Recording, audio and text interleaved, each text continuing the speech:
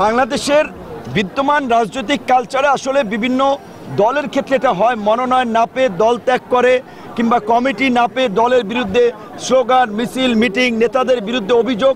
আমরা একটা রাইজিং উদীয়মান দল, এখানে তারুণ্যের আসলে বলা চলে একটা কি বলবেন উত্তাপ, কাজে এই তরুণদের মধ্যেও বিভিন্ন বিষয়ে রাগ ক্ষোভ থাকতেই পারে। আমাদের একজন সহযোদ্ধা তিনি তার কাঙ্ক্ষিত আসনে মনোনয়ন না পেয়ে তিনি একটা ক্ষুব্ধ প্রতিক্রিয়া দেখিয়েছেন, আমরা সেটাকে সম্মান জানাই।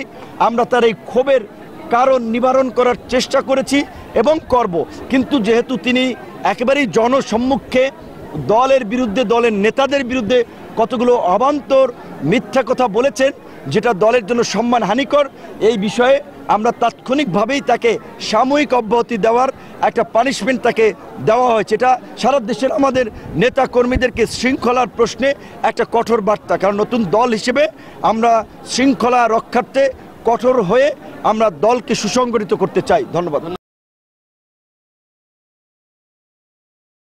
ওয়ালটন এখন দেশের সীমানা পেরিয়ে পৌঁছে গিয়েছে 50টিরও বেশি দেশে। ওয়ালটন, ঘরে ঘরে বিশ্বজুড়ে।